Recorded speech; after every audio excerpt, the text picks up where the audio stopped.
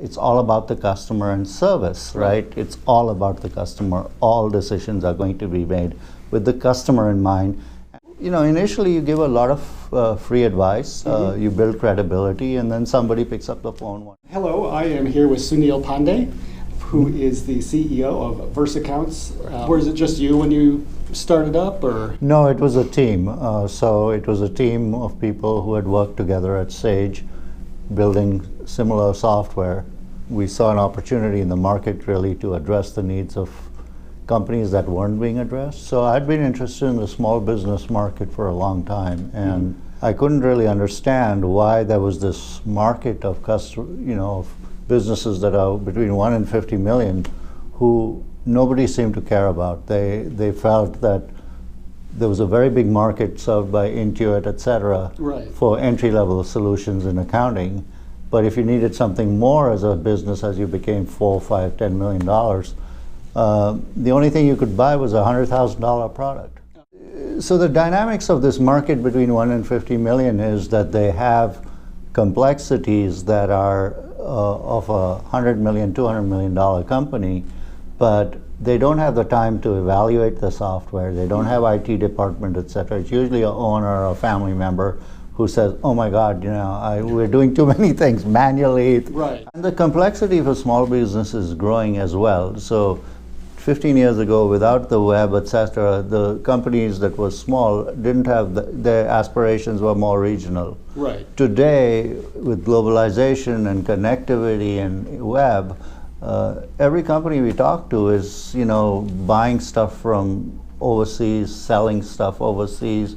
Their aspirations are very global. And that makes their life much more complicated. Like the company I was talking to you about locally, they sell over, not just in North America, but they sell in South America too. So the complexities of shipping goods there, doing it in a way that it's exactly correct and they don't have to send it back, those kind of complexities increase for businesses. So there's like little nuances for every potential country that you go to. Yeah. And which probably changes over time as the political climates change in each place. And you can't simply just go out and add another staff member for Mexico and another guy for Guatemala. No. It's still the 4 or 5 people, but they're on a much bigger stage. So the issue is not that we have to make software, very powerful software, and sell it for cheap. That is easy to do. Right. But you really have to come at this problem with a mindset that these businesses have certain limitations, and so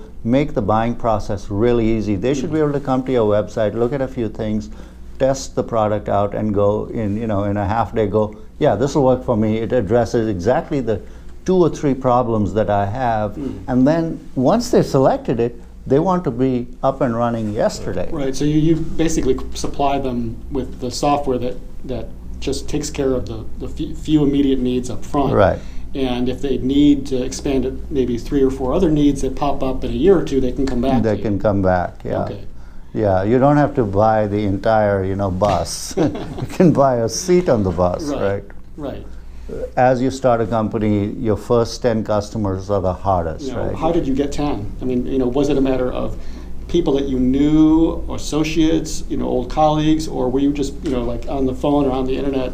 No, it was, we were going after a market that really everybody just kind of ignored. They were not interested. So it couldn't be like, do you know anybody who, so it was literally just walking around in industrial parks, calling people up. Initially you give a lot of free advice, you build credibility, and then somebody picks up the phone one day and says, hey, you know what, I need you to come in, maybe you can help me out. Right, I mean, I guess that's a critical aspect, is that you have to have enough capital and patience in that first period where you're not going to be making any money, all you're doing is establishing reputation.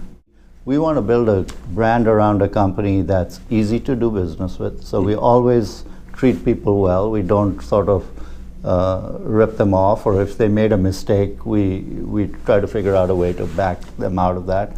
And what we'd like people to say is, you know what, they treat me well, they treat me fairly, they do the right thing, and that's a much harder barrier for a competitor to break.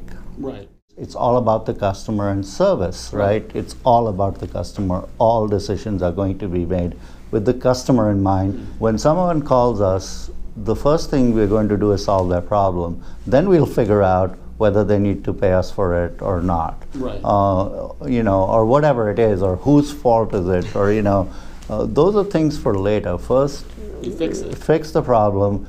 And then, you know, if it's an issue, you can go back to your customer. And customers are very reasonable. I mean, all right, excellent. Well, thank you very much for your time. Thank you. Thank you. Sunil Pande from Versaccounts here in Portland, Oregon. Thank you very much. You're welcome. Yeah, it's great to see if you have any